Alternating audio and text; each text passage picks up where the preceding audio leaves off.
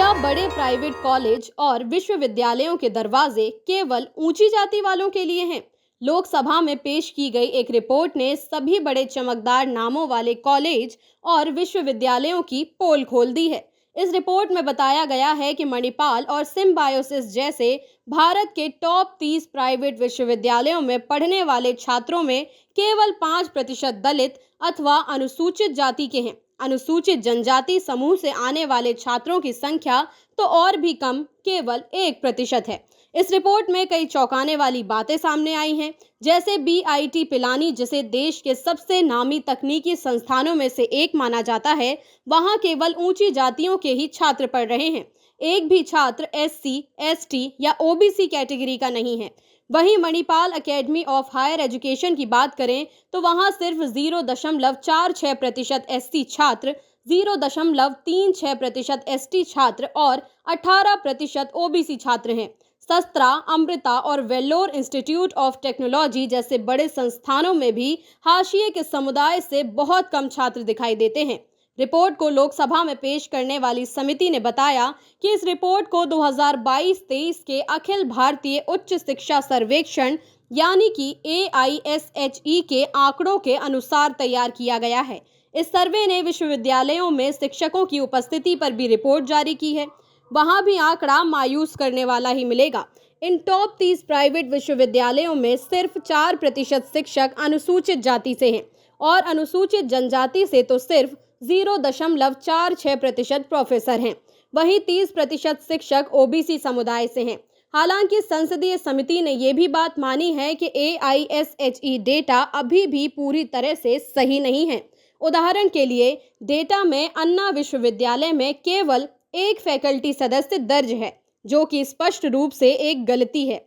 समिति ने सिफारिश की कि AISHE को संस्थागत स्तर के बजाय व्यक्तिगत स्तर पर डेटा एकत्र करना चाहिए, जिससे डेटा की गुणवत्ता और सटीक तथा बेहतर होगी।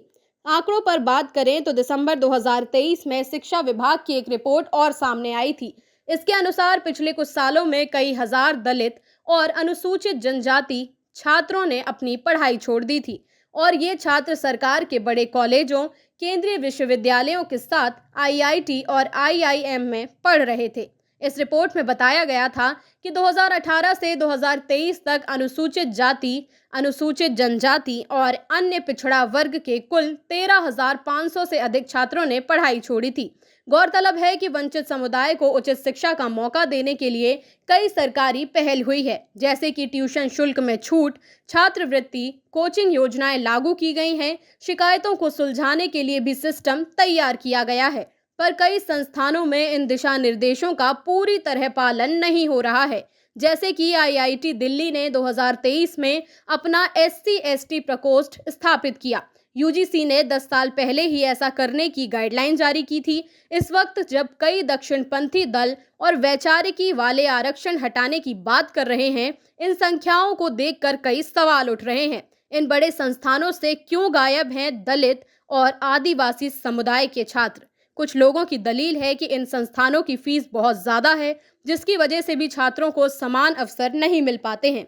गौरतलब है कि कई राज्यों में आरक्षण लागू करने के प्रयास किए गए हैं, लेकिन अभी तक कोई सख्त कानून नहीं बना है जो निजी विश्वविद्यालयों को अनुसूचित जाति और जनजाति के छात्रों को आरक्षण देने के लिए बाध्य करे। इसे देखते यही कहा जा सकता है कि जब तक निजी विश्वविद्यालयों में आरक्षण और आर्थिक सहायता की नीति को सख्ती से लागू नहीं किया जाएगा, तब तक भारत में शिक्षा का सही मायनों में लोकतंत्रीकरण संभव नहीं होगा। इस मामले में आपकी जो भी राय हो हमें कमेंट करके ज़रूर बताइएगा। अगर वीडियो पसंद आया हो तो लाइक और शेयर करें और अगर आप चैनल पर नए हैं तो सब्सक्राइब करें।